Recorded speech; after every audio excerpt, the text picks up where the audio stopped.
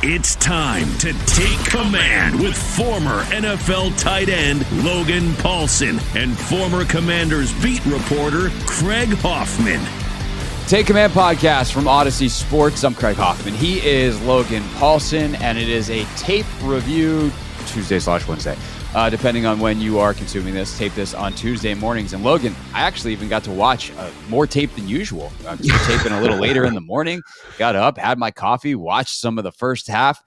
I mean, based off that, this game, what a performance by the Commanders. Yeah.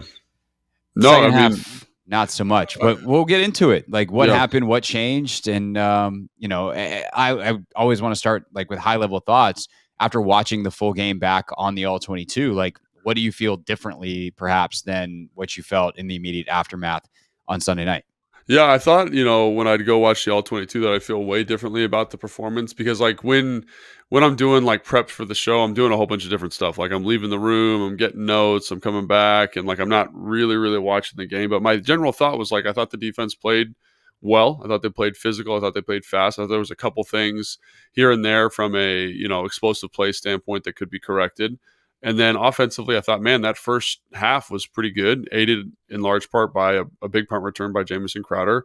And that was true. And then something happened in the second half where they weren't as effective offensively. And I think that was the thing that was really interesting to me was like the transition from the first half to the second half in terms of offensive production. And like that to me was one of the things that I want to find out. And obviously we talked about that a little bit before we got on. But I think, overall it kind of coincided with what I thought. The defense actually, I'll say this, played a little bit better after watching the film than I thought they did. Like I thought they played well. I thought they played fine. But after watching it again, I was like, man, they did some really, really good stuff. And there was like, I think a perfect example. There was an explosive play to Percy Butler where they're running a play action post. And, obviously, Kendall Fuller's got outside leverage on the post, and Percy's it's like quarters ish, and he's supposed to drop with the post, right? Because it's quarters. This is the big shot to Van Jefferson. It's the big shot to I think it was Miller, right? Was that who it was? Miller, or it might have been Van Jefferson. I think it's Van Jefferson. The one deep down the field that gets thrown over his head. Correct. Yeah. Yeah. That's Jefferson. And so Percy doesn't get out of his back pedal, and you're like, man, Percy, like what's going on? And one of the things I really liked about this sequence is Arthur Smith is a smart guy. He says like, let's come back to this play. They come back to it out of a different formation. The protection's good. And Percy is lockstep with the receiver running down the field. Like he got out of his pedal early, identified the post. And I think that's one of the things with young football players that's good to see is them like making adjustments or the staff making adjustments in game to support that individual. So like while there was some stuff you're like, man, that could have been better or this could have been better. Like another example is Jamin. He gives up, the choice route to Kyle Pitts where he crosses his face. That was not a great rep from him. And that's tough, right? But, like I can hear Ron's voice in my head every time we do the coaches show. He's always talking about leverage and how important leverage is. And obviously, Jamie needs to keep inside leverage. But then you go to the pick at the end of the game, and it's two-man. It looks like Bijan has beat him like kind of vertically, but he can play underneath it because it's two-man. He doesn't have to worry as much about something over the top.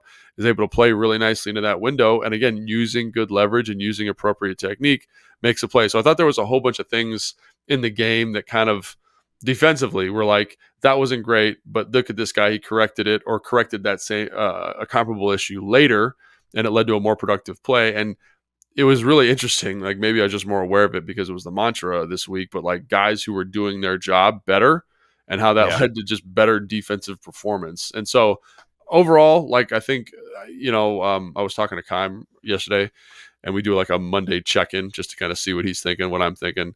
And, he's like, well, people think the defense played badly. And I don't know. I didn't really get that vibe really from watching the film. And maybe there's something different when you watch the TV copy, but I think defense played pretty good. Offense had a good first half. And then obviously there was some slowing in the second half, which we can talk about. Well, I mean, people think the defense played bad because they gave up 400 yards in 79 plays. But a lot of that has to do with the offensive inefficiency. And it's like when you start to look at yards per play, it's actually not as bad because they were on the field so much because the offense couldn't convert anything in the second half. We're already kind of talking about the defense. So let's flip it up. Normally we start offense. Let's just keep going with the defense. Yeah. I think that there's some interesting stuff also that Jack does in this game, and especially in the fronts. They played at least one rep where they have just 3 down linemen, and you're like, whoa, don't see that very often for They this played team. drop 8, yeah. Yeah, I also saw it seemed like, obviously the Cinco front personnel wise was out there a ton. Big John Ridgeway played like 33 snaps. Hope he got a this might have been his off best day. his best game of his career. He had an excellent game. Yeah, but they do it sometimes out of what really is a 3-4 front, like a base 3-4 front, where like those 3 linemen are kind of tucked in, and Chase and Montez are standing out on the edges in what anybody else would call like a true 3-4 front. Then other times it's kind of more of their Cinco front, where the splits amongst the D linemen are a little bit more of what we're used to seeing. And so I think some of those varied fronts were really nice and probably helped them out to be as effective as they were against the run, knowing that Atlanta likes to run the football like they do. Like, you give them more fronts to look at, make the runs harder to target. They obviously played some base in this as well. So they just threw so many different looks at Atlanta that I think it probably helped them execute and made it things harder on the Falcons. Then of course you play hard and execute the technique, and lo and behold, you hold a Falcons team that wants to get 150 yards rushing every game to what, like 80 something. Yeah. And that includes like 19 yards, including one long scramble from Ritter. So, I mean, they really did some interesting stuff schematically, and then also executed at a high level to prevent the Falcons from being the Falcons. Yeah, 100%. And I think, like, you can talk about scheme, you can talk about different fronts, and all that stuff is super important, no doubt. Like, because like I think they're better. I think you get more out of the D line in that Cinco front for whatever reason. But I think the effort was excellent from those guys, right? We mentioned John Ridgeway. I thought he had an excellent game, played physical, was running to the football, did a great job. The first time they played Atlanta, I think that might have been one of his worst games last year. One of his worst games in his career. The center was just kind of toying with him, reaching him every play. And he's getting hands on blocks. He's keeping his gap. He's making it muddy. He's making sure guys can't get to the next level. Great job by him. John Allen, I felt like was kind of John Allen this game. Like, he was throwing dudes to the tackles. ground. That's a big production day for a D tackle. Throwing dudes to the ground. He had that great goal line kind of just beast mode on Matthew Bergeron on the goal line, when they're running for the 2-point conversion, and he just kind of throws him to the ground, makes a tackle, and his energy was just so different. I don't know if he's going to grade out super well from a PFF standpoint, but there's a play like where he's getting double team, he throws a guy down, he dives over the guy on the ground, gets the running back around the legs. You know what I mean? It just like he was at a different energy level. And Payne, kind of the same thing. Like Atlanta had put in a run, which I have not seen people do. So basically what they're trying to do is, like, when you get in that Cinco front, it's not a true 3-4, because in my mind, a 3-4 is when you line up over the tackles, like inside shade of the tackle, and like a 4-eye. So for those of like football nerds out there, a 0 is a shade over the center, a 1's a shade over the center's outside shoulder, a 2's inside of the guard, 3's outside of the guard, 4's inside shoulder of the tackle, right? So that's normally where that guy lines up. In this offense, they line up in 3s. It's almost like a bear front. So you cover, the center and both guards with, in this case, Ridgeway, John, and Payne. And so what that does is it makes it really hard to get combinations inside because, like, the center's covered, so you can't get a combination. But if, for example, if you move to a 4-eye, now I can get a combination between the guard and the tackle, and we're cooking with gas because the tight end can block the defensive end. So what they did, which I thought was really interesting, was they basically said, like, there's a play that everybody's running now. It's called Zorro. So in a 3-4 structure like this, you'd block the stand-up outside linebacker with the tight end and the fullback. And it becomes this like really physical double team. And you basically forcibly widen this edge player to open up the C gap, which is the gap inside of the tight end. It's to the right of the defensive end if they're on the left side of the defense. So they didn't need to do that, because the problem in this structure with the bear front is that 3 technique is going to make a ton of plays because they're one-on-one with the guard. And so what they did is said, well, why don't we just run Zorro on the 3 technique? And there was a play where Chris Lindstrom, who's one of the best guards in the NFL, has got hands on. I know the play, yeah. Yeah, he's got hands on. Payne throws him to the ground. The fullback is at a full sprint, and Payne just suns that dude and makes a tackle for a loss. And yeah, that fullback was not trying to block Daron Payne. Daron Payne was so quick to win that he was in his path. What I am saying is I think they are. I think that's a double team between the fullback. It's a double team between the fullback and the guard, but the guard gets tossed to the ground so quickly. So what you're trying to get there is the guard to fit both hands on Payne in this case, right? To Yeah. And work then maybe you seal him inside. yeah, to work laterally, right? Gotcha. And as we're working laterally, I'm the fullback running full speed on a guy that's engaged, and I just annihilate your rib cage and your hip. And it's very effective because I don't know if you know this. This is like good football 101. If I'm engaged on a block, right, the second anyone touches your hip, like your body just collapses. It's really interesting how that works. And so basically what they're going to do is they're going to have him come sun that hip and then just clear that hole out. But Payne says, no. Chris Lindstrom, you're on the ground. Fullback, you're coming for me. Get some of that action, right? So it was and then it's a tackle for loss. A tackle for loss. And I thought, like, I'd never seen that scheme before. And maybe you won't see it anymore because it didn't work very well. Because they tried on Allen too, and it worked a little bit better with Allen. But again, Allen was just both those guys were just playing at a level like you could tell. Basically, the point is the Atlanta Falcons were trying to account for our best players with novel scheme. And they just were like, we're bigger, faster, physically better than you. And we're making a lot of plays. So that, I think, just the effort there was amazing. And then also the linebackers, I thought, played really well. I think this is probably Cody Barton's best game. Jamin Davis had a great game. And they were just physical and fast to the football in a way that I don't want to say they haven't been, but it was nice to see, kind of like we talked about on the pregame show, just a little bit more energy, just that like kind of how energy gives you stuff. And I felt like they got a lot of stuff just by playing with good energy and good emotion. And again, I think it was a very physical game, and it led to a very, I think, productive defensive day. So yeah, just to back to the Payne play real quick. I thought that they were trying to get that fullback like past Payne out into as a lead blocker, and Payne just got in the way because the fullback runs into him so solidly, like he didn't expect him to be there. He certainly, whether it was by design or not, I trust you that it was by design. He didn't expect him to be there like that. He's supposed to be engaged with someone. So that is a crazy play by Daron Payne. And I just did the math real quick. Atlanta averages 5.08 yards per play. So that's a pretty solid number defensively. Yeah. Like not in great. In the game, you're saying.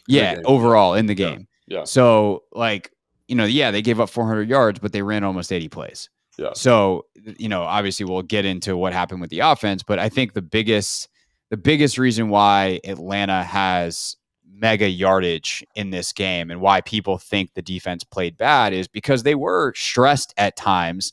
Benjamin St-Juste gets the pick in the red zone. Like there are some key situations, Atlanta's back in it, 1-score game late. But I just think the biggest factor in that is just the sheer number of plays that they gave up or that they were on the field because the offense couldn't do anything. But also they did give up some third down conversions and some extended drives between the 20s. And I'm curious if there's any concern about the ability to give those up, or is this kind of the nature of a bend but don't break defense? I mean, I think it's kind of the nature of a bend but don't break defense. I think the thing that kind of makes you a little bit concerned, like minorly, is that there were a couple explosive plays. You mentioned the Kyle Pitts thing. There was a couple open opportunities, like Desmond Ridder overthrows the flea flicker. We talked about the post that they missed. Like there was a couple. It's hard to get too mad for me as like a flea flicker. Like it's a trick play. No. But I'm saying like there are more out there. There are explosive opportunities that were left on the field for Atlanta, and against a more experienced quarterback like Jalen Hurts, like Josh Allen, you're probably getting some of those are getting actualized, and you're probably going, man, this defense is having a tough day. So I think that was the thing for me is you were relying a little bit on Ridder being Desmond Ridder. And there were some opportunities for them to kind of like, I mentioned the Percy Butler thing. I think that's a great correction by him in the game, but against a better quarterback, that's probably a touchdown. And we're probably thinking about how Percy Butler's a terrible football player at the moment. You know what I mean? Like instead he gets to make the correction. It's very casual. And so I think this is something philosophically that I think is going on with the NFL at the moment. Is defenses versus good quarterbacks are going to be outmatched like 9 out of 10 times. Like I think that's just the rule at the moment. And so against a better quarterback, this is probably a loss defensively, but it's not. It's versus Desmond Ridder. It's versus a guy in his second year, and you can get away with some of those mistakes and some of those explosive plays that don't show up on the stat sheet. So. Yeah. So one guy that had a really nice game, it seemed, was Khaleke Hudson. Oh yeah. And people have not talked about, or people have been clamoring for him since the Dallas game last year because he played so well. And, all the reports out of training camp that he was awesome in training camp. Then he doesn't play any defensive snaps until this game. And watching him and the plays that he makes, he's on the field for like 10 snaps and has 3 tackles. Yeah. I mean, that's pretty freaking productive day. He obviously gives up the one to Bijan where he and the other DB run into each other. But he does a good job, I think, on that one of even recovering and making the tackle. Like it doesn't turn into a mega explosive play. You contain it. So yeah, I wonder if that becomes an option for them. Maybe. Yeah, to I think play a little bit more base, and especially because if Derek Forrest is out, like you're less inclined to have the 3 safeties on the field. No, I think that's right. I think, that's something we had talked about again in the pregame show and in the preview podcast last week is just like what's the allocation of resources to most effectively kind of deal with the absence of Forrest and Jeremy. And I think you see this is maybe a solution, like he's not going to be in all the time. I think 10 plays is probably appropriate, but he played with great juice. Loved his energy, loved how he played.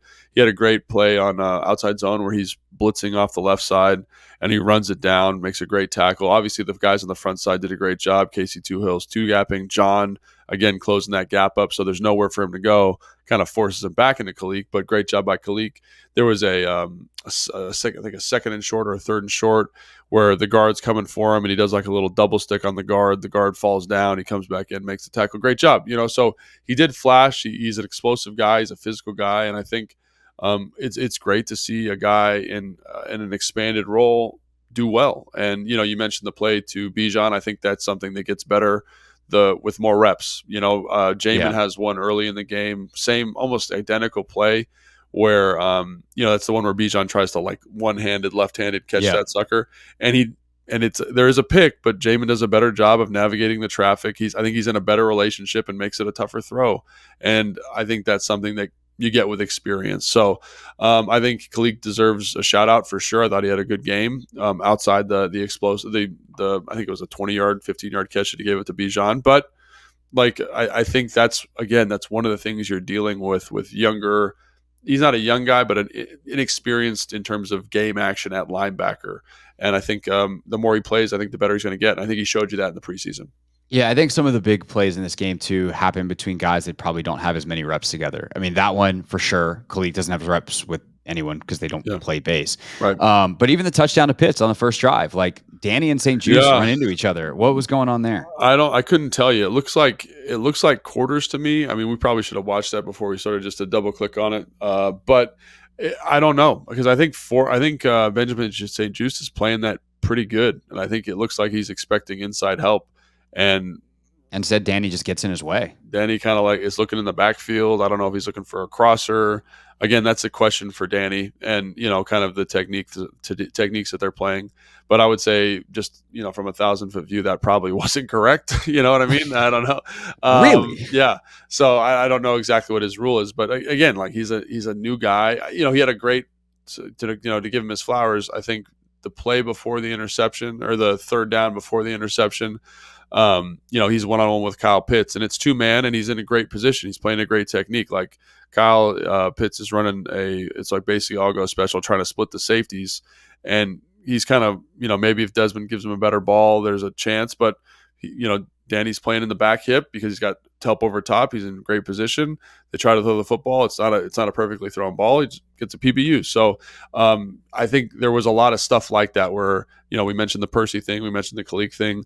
There's one with Danny Johnson where you're kind of like, what's going on? But then later in the game, they play with great technique and they make a great play. So I think there's a lot of that, like kind of throughout. But again, that happens with new people. And I think it's good that it happened in this game because while I think Desmond Ridder could be a starting quarterback at some point, I think he's definitely kind of a bottom tier guy right now in terms of the things that NFL quarterbacks normally do. And so it's nice to kind of get an easy win and be able to have some of these mistakes missed in a game like this. So, all right. Anything else from the defense that we want to hit real quick before we get to the offensive side of the ball? Yeah, I mean, I think Jack deserves a little bit of a shout out. I thought they did some cool stuff in terms of they kind of were better at disguising their coverages. They brought a little bit more pressure. There was a third down or a fourth down. I don't remember exactly what it was, where they're trying to throw an out, like basically a choice to Bijan, and it looks like it's man, and they do a really good job of this. Like they kind of St. Juice goes with the motion. It's Bijan on the motion, and then Cam Curl sprints down and presses the point, and you're like, oh, this is man. And they're trying to press this to kind of take away the choice route, right? Because on the choice, like the guy in the ball is going to run a corner route, which is going to pick the man defender who's St. Juiced, who's feathered off inside to cover Bijan, and and and so it's there, and you can tell Atlanta thinks it's there. But instead of running man coverage, they get into two. So Cam Curl becomes the flat player, St. Juice becomes the post player or the half player, and the concept is completely blanketed. And Desmond Ridder thinks he has man. He's working the man side. The other side is like what I would call like a spot concept or a sit concept, where you get like a 5-yard sit, you get a flat, and you get a corner. And that is wide open because that's exactly what you want versus cover two. But he doesn't identify it because the disguise was so good. Like I even with the clicker in my hand was like, this is man 100%. And it ends up being zone. So I thought they did some stuff like that, which was really good. Again, the interception to St. Juiced. I mean, I feel bad for Desmond Ridder because I feel like Arthur Smith kind of did not do him any favors in terms of there's so much going on with that offense. And I know I said this on the postgame show. Like he's trying to get Bijan Robinson lined up. He's trying to get the receiver to the right split. He's trying to get the protection called. He does not look at the defense one time before the ball is snapped, which is basically snapped at zero. And I'm just like, that cannot be the best way to maximize that guy. But, that's a conversation for Arthur Smith. But they're bringing a pressure. They've got it schemed up correctly. Jamin runs right through the B gap, untouched. Love to see untouched pressures, unblocked pressures. And Desmond Ridder tries to get out of the pocket. He should throw it away, but I can't even fault the guy because he's not even playing football. He's trying to get everybody lined up. Throws the ball to St. Juiced, and I just like that there was a little bit more of an emphasis this week to bring some pressures. Even on Fuller's interception, it doesn't affect the throw, but it's 3rd and 3. They're running it out. He's playing off. They're bringing in extra pressure.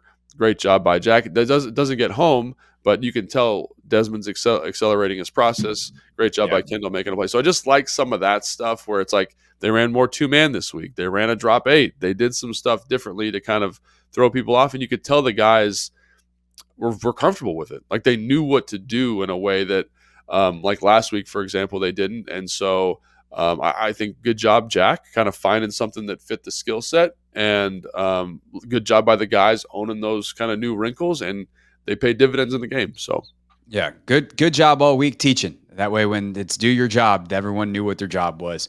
Now, I think the big test is can you do it against not Desmond Ridder? Well, they don't have to worry about it this next week so much, but yes, your point is valid. We'll see if Daniel Jones plays, but he just turns into a Hall of Famer against these guys. So Well, I don't really care who's back there because that O-line is. That's also true. If you want to see Commanders fans, if you want to see a bad O-line, check out the Bears or check out the Giants. Excuse me.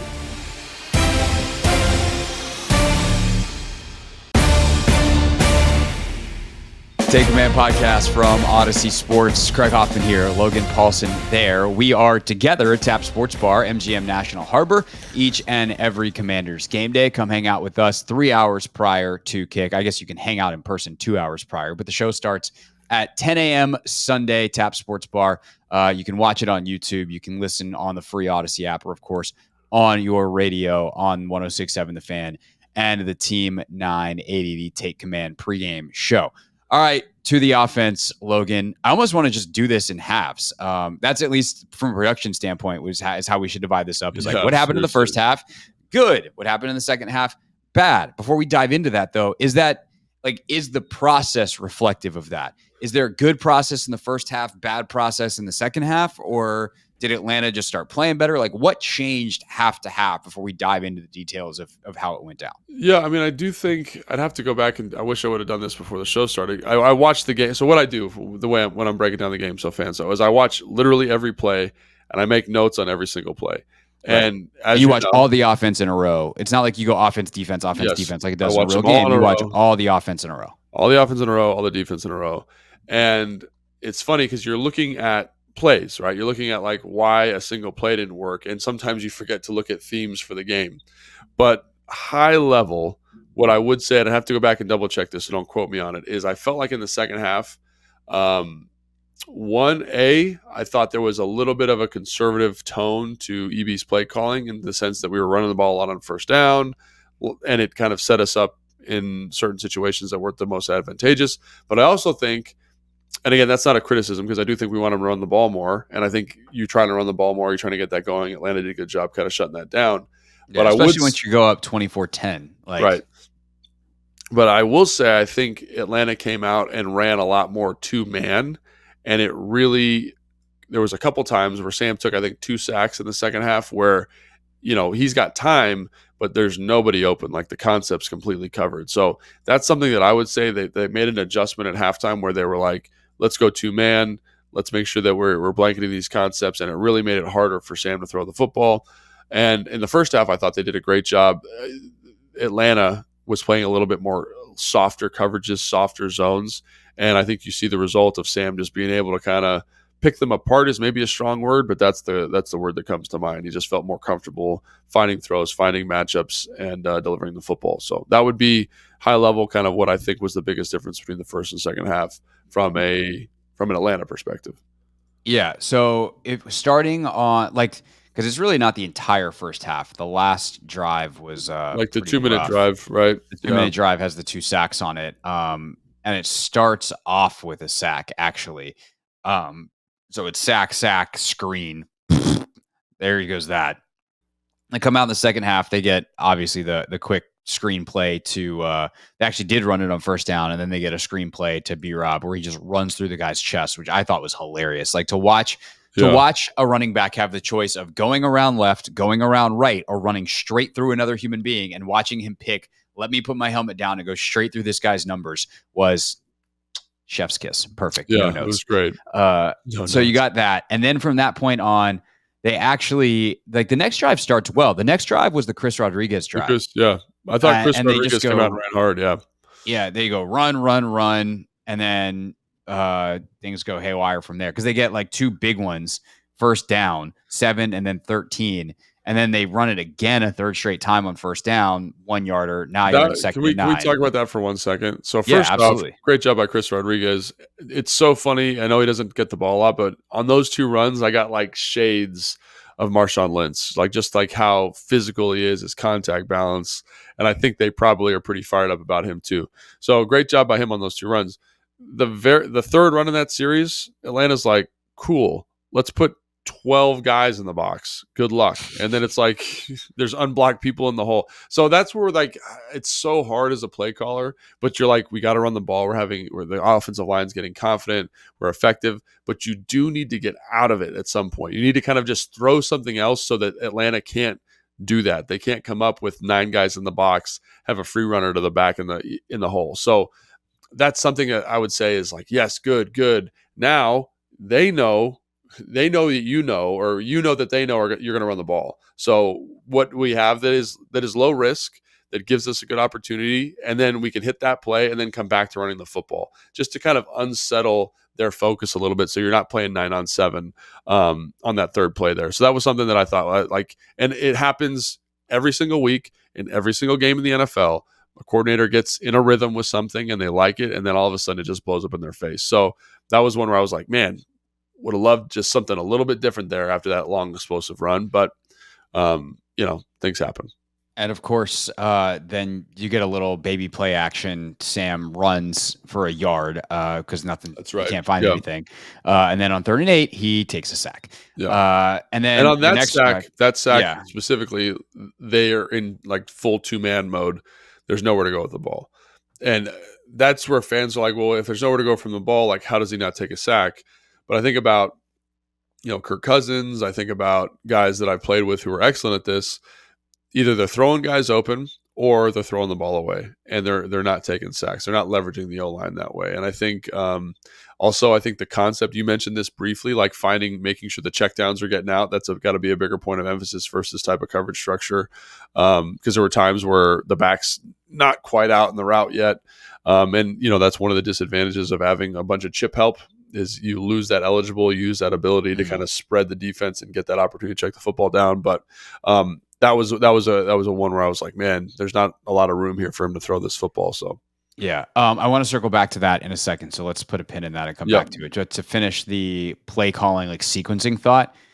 So now we're at the beginning of the fourth quarter. After Atlanta goes on the 12-play, 81-yard drive, they come out. They get the quick short shallow cross to Terry. He breaks a tackle, is pushed out of bounds after an 18-yard gain. And then it's Robinson left 3 yards. Robinson right, no gain, incomplete, off the field. And that's another two-man. Yeah, great coverage is my note there. So they try a deep shot on first down off a heavy formation. Trent Scott actually in the game there as an eligible. They try incomplete deep left, and then they come right back, run it. Now you're in 3rd and 10. Howells sacked. Last drive of the game that they have. That one also, 2-man, nowhere to go with the ball. Like that, I'm not kidding. Like that, to me, that's maybe the biggest difference is like on all of these drives, I didn't even realize it, but now we're going through it. All of them end in a 2-man situation, and there's very tight windows for Sam to throw the football. So yeah, and then they try to run the ball again, and it doesn't go very far, and they're in bad down and distance situations. And I think that to me is like one of the common themes that I've started to notice over the last couple of weeks on these sacks. He's not taking a lot of sacks on like 1st and 10. He's taking sacks in obvious passing situations. And at that point, I do wonder about some of the play calls at times where it's like, are you trying to get it all at once? Especially when it's like 2nd and long. 3rd and long is a little bit of a different story. Are you trying to get it all at once? Are you trying to get it all through the air? Like, are you trying to get everything with air yards versus trying to get someone loose? Like, you just got 18 yards on a shallow cross. Like, let's get Terry the ball quickly and see what he can do. Are you leveraging the proper chip help? But you go back and watch the individual plays, like we did a couple of these sacks, and you're just like, holy crap, Sam, what are you looking at, man? Like, you have guys open where there's in the first half, one of the sacks, like Terry's he's looking for a big play down the field.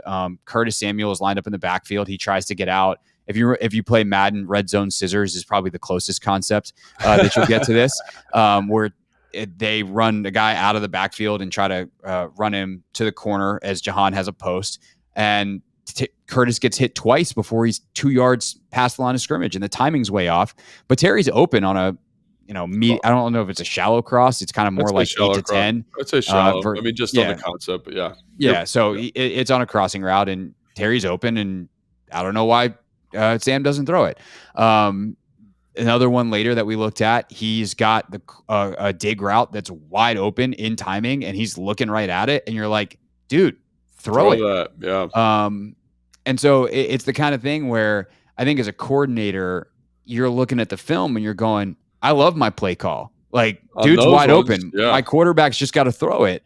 But if it keeps happening, I think at some point you have to go back and ask yourself, like, okay, does he not see some of these concepts well? What can I do to make it easier?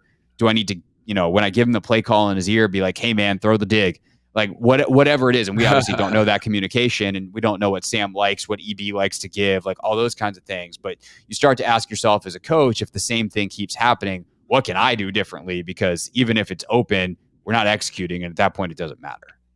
Yeah, and you made me think of something when you were talking about, like, we get in all these 3rd and long situations. If you look at their effective drives, so the first drive of the game, their first 3rd down is 3rd and 9. And it's a completion to Curtis on a swirl route, so like a corner back to a comeback type deal. And it's a tough throw, high difficulty level. The next 3rd down is 3rd and 9. He rolls out of the pocket, Sam does, and throws a ball to 17. Great play, vacates a clean pocket, but that's a conversation for another day, right? The next drive is a 6-play, 6 and out, and then the punt return happens, and they have the flip pass, all that stuff, and then they kind of get in this weird sequence where it's not like where they're.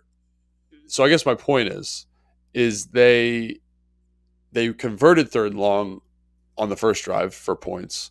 And then when they had to convert 3rd and long in the second half, they couldn't do it. So, this is all coming to my brain in the moment. But Kyle used to say something which I thought was really interesting. He was like, I don't care about 3rd down efficiency. And I was like, Kyle, what are you talking about? Come on. Everyone cares about 3rd down efficiency. That's like the most important stat in offensive football. And he goes, I care about 1st and 2nd down efficiency, because then I'm not in 3rd down, or I'm in a manageable 3rd down, and then my efficiency goes through the roof. And I was like, and I know that's pretty obvious, like to people who aren't in a locker room, but you spend, and I'm talking like this is every team I was with, the Bears, Houston, Atlanta, not San Francisco, obviously. When I was here with Jay and Sean, you spend so much time talking about 3rd down efficiency. We got to be efficient on 3rd down. We got to be efficient on 3rd down. We got to be, and that's like every day you wake up, it's like someone's hitting you in the face with that. But for someone to be like, no, we got to be more efficient on 1st down. We got to make this run that we've been repping all week get us to 5 yards, 2nd and 5, and then we can get, the next play we like, and we're never in 3rd down, or we're in always 3rd and short. Like that's something that in this game specifically, think about it. If they're a little bit more efficient on 1st down throughout the game, I don't think we're even talking about offensive kind of inefficiency in the second half of this game. It's when you get in these 3rd and long situations where it's like high leverage, and they've been great. I think if you look at their statistics, they've been great in 3rd and long, from a completion percentage standpoint, from a production standpoint. Obviously, they're taking a lot of sacks too, which is going to bring that metric down. But I think that's something in this game specifically, 1st and 2nd down, like, could we have been better? And I would say probably yes. Like, just when you were going through that sequence, it's like run, 3-yard gain, run again, 3rd and 7. Don't want to be in 3rd and 7. We need something to make us more efficient there. And I think that's what you saw in the Philly game, was a much more efficient 1st and 2nd down game plan that led to better production on 3rd down. So just wanted to bring that up quickly.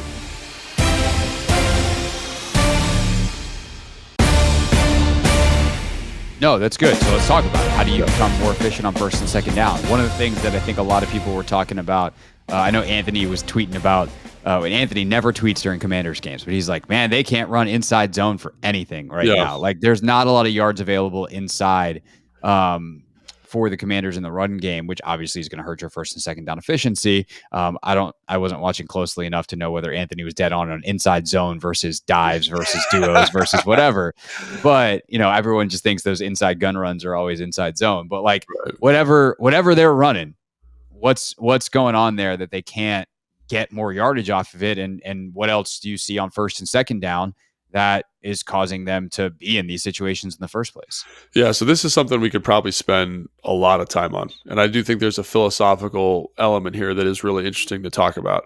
So if you look at teams that run the ball on 1st down quite a bit, like, we talked about Detroit, San Francisco, Miami, these teams, they are not just running, they're running base runs, but they're not base runs, if you know what I mean. Like, they are schemed up from an angle and leverage standpoint to maximize that opportunity in a way that a lot of teams that do a lot of gun runs just don't do, because you lose the ability to kind of create the angles that you're looking for. And what I mean by that is, like, for example, on inside zone, let's take inside zone, for example.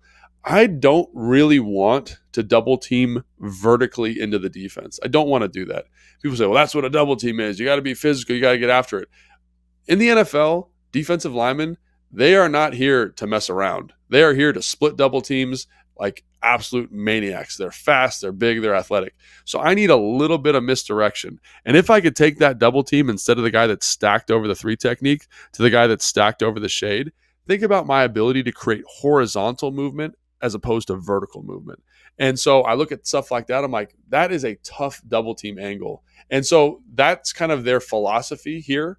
They want to throw the ball, and running is a secondary thought. So when you have to run the ball, you have your counter out of gun, you have your inside zone out of gun, and you have maybe an outside zone run out of gun. But you don't game plan those runs to maximize the angles. You're just running those runs. Does that make sense what I'm saying? You're just running. Yeah. Wanda. Well, can you give a little bit more of an example of like the difference? So like you have Wanda, your weak side zone, right? Okay. How does it look in day one install, which is as far as a lot of teams get, and how does it look for Kyle Shanahan or Mike McDaniel? So it's gonna. I mean, what are the subtle differences? It depends on the opponent, but like, let's just. This is one thing you could do, just as an example, right?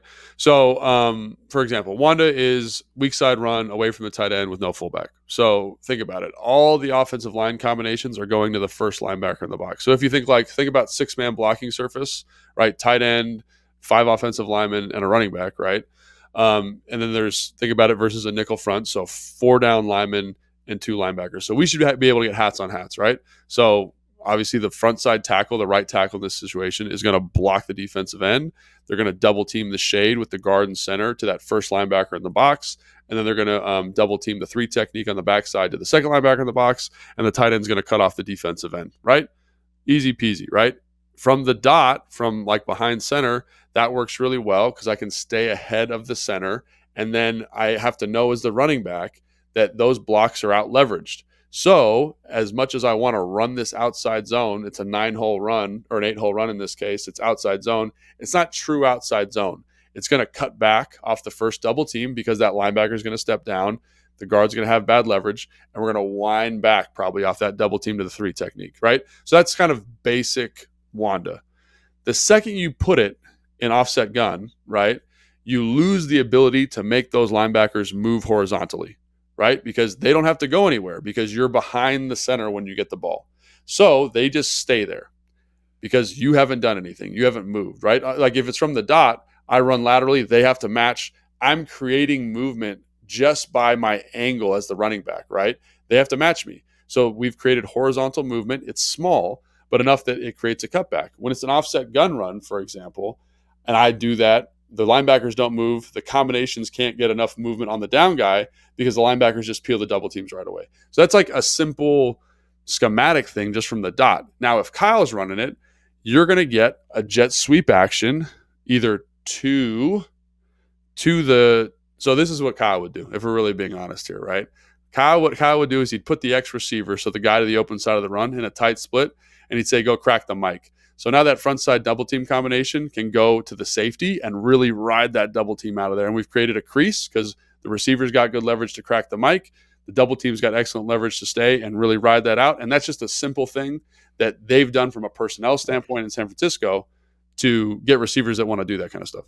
So to make this clear, like instead of having to kind of rush up to the second level to get the linebacker, now you're really driving that defensive lineman out of there.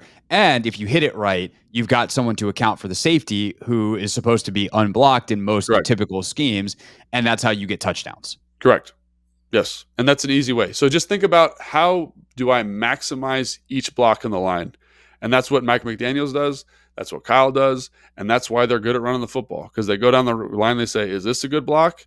No, this is hard. How do we make this easier for our guy? Do we do it with formation? Do we do it with personnel? Do we do it with that? You'll see them run a play. We talked about Zorro earlier, right? Mm-hmm. Zorro used to be tight end fullback. We're mashing this guy. Let's go get this guy.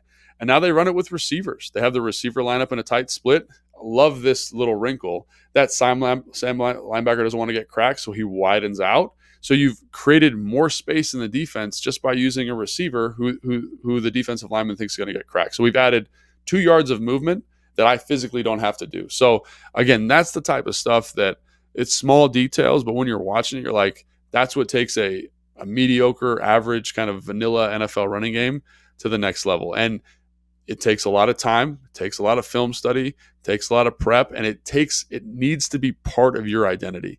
And so I think if I was going to say what the identity of this team was, they are passing to open up running lanes for the running back. That's what they're doing. And I think about like the first couple runs of the Bills game, right? They get the Bills in these 2 safety structures. Then when you run those runs, they're light boxes. It's better for the running back. It's not a priority. You're not doing the Kyle Shanahan bit or the Mike McDaniels bit where you're running teams into heavier box looks to throw. It's the other way around here, I think. And so that's okay. So your passing game is going to be a little bit more complicated. You're going to spend more time on that because that's like your bread and butter driver here. So I don't think it's a bad thing. It's just what this team's identity is at the moment. Right. So that circles back to like, how does this team be more efficient on first and second down? Yeah. And it sounds like I would probably throw the ball more. throw the ball more and try to get because the first Yeah, I drive mean, or one of the early drives, they get the quick sit route yeah, to Logan yes, Thomas. Then they run a similar concept like 3 plays later. It might even been the 100%. next play, and they just put Terry in that spot. And That's so what how do that's you what their run get game is. that stuff more often? Yeah, and that's tough. I mean, that's why coordinators get paid a lot of money is like how do we find and I think that's where again I would probably say outside the Philly game, that's something that we both think he could be more efficient. EB could probably be a little bit more efficient at is like where are my opportunities to find quick, like easy throws in the quick game for the quarterback. Terry's running a stick route. That's great. Easy completion. It's not a sit, but it's a stick. Like to your Yeah. point, it's a different concept. But yeah, gets the ball there and easy. Logan Thomas on a sit. Easy. Like, can we find more of those? And you can't do it all the time because defenses start to key on it. But what if we do quick game and then we do a run? What if we do, and then the next play is a play action and we hit the thing? You know what I'm saying? Like that Right. sequencing is so important because it just kind of keeps teams unsettled. And obviously, when you're not efficient on first and second down, you can't get in your sequence. So maybe EB's got this great sequence of plays, but the execution isn't quite there and we don't get where we need to go. So on some of those, so that's what I would say on that. It's just like for him, you got to throw the ball to get these run looks that you want. And finding with a young quarterback like Sam and a guy who's taking a lot of pressures, we've talked about this a ton, can we find quicker, easier throws? And that is the challenge of every coordinator in the NFL. Right. One thing that I did like a lot in this game, specifically in the first half, is throws that are closer to the quarterback are easier. Now, sometimes they're muddier because there's more bodies in there as well. There's linebackers and hook players and safeties coming down, whatever. But if you got to throw the ball outside the numbers, like that is a long throw. You're going to take longer to see it. You're going to take longer to throw it. And they started moving Terry inside a little bit more. The stick route you mentioned, there's the big play where they get down inside the red zone on a leak route, which is one that we were talking before the show. Like 7 years ago, only like backup tight ends ran that route because you want to sneak that guy out of there. And then the Rams figured like, oh, we can get Cooper Kupp on that, and like Vikings. Obviously Kevin brings that to Minnesota after being with Sean in LA, and is like, well, I can do that with Justin Jefferson. And you see Terry getting that. Yeah. That leak route where it's like, oh, I'm coming across to block. Just kidding, I'm gone.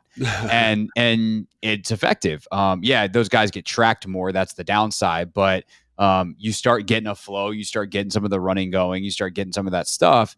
And a guy even like Terry McLaurin can get lost in the wash. But I think EB did a good job in this game where Terry has 11 targets of moving him inside closer to Sam, closer to the ball, and thus making him more available for a couple of those catches. Obviously, some of them are outside.